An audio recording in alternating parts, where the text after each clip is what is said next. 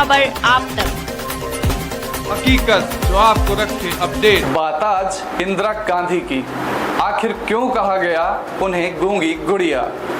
पाकिस्तान का भूगोल बदलने वाली भारत की पहली महिला प्रधानमंत्री इंदिरा गांधी, जिन्हें आज हम सब आयरन लेडी के नाम से जानते हैं, लेकिन राजनीतिक जीवन की शुरुआत में उनके साथ ऐसा नहीं था। हालांकि वह एक प्रभावी व्यक्तित्व और मृदुभाषी महिला थीं। लाल बहादुर शास्त्री के निधन के बाद इंदिरा गांधी जब देश की प्रधानमंत्री बनी, तब वे पार्टी के अंदर और बाहर कई मोर्चों पर चुनौतियों का सामना कर रही थीं। कभी इंदिरा गांधी के चिकित्सक रहे डॉक्टर के.पी. माथुर ने अपनी किताब द अनसीन इंदिरा गांधी में यह बताया है कि प्रधानमंत्री बनने के बाद इंदिरा बहुत सहज नहीं थी।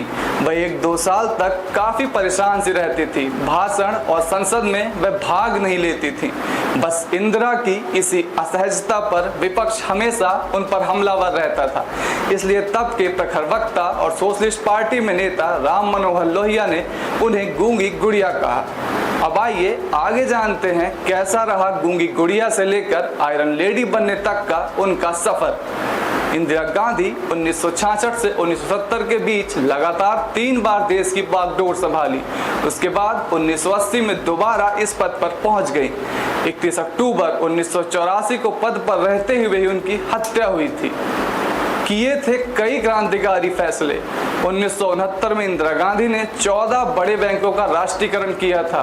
भूमि सुधार नीति में बदलाव किए थे।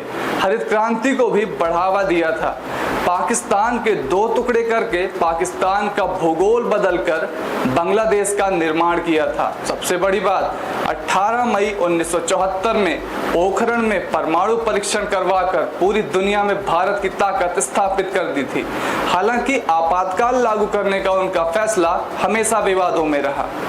तो आज बात थी इंदिरा गांधी की और उनके आयरन लेडी बनने तक के सफर की।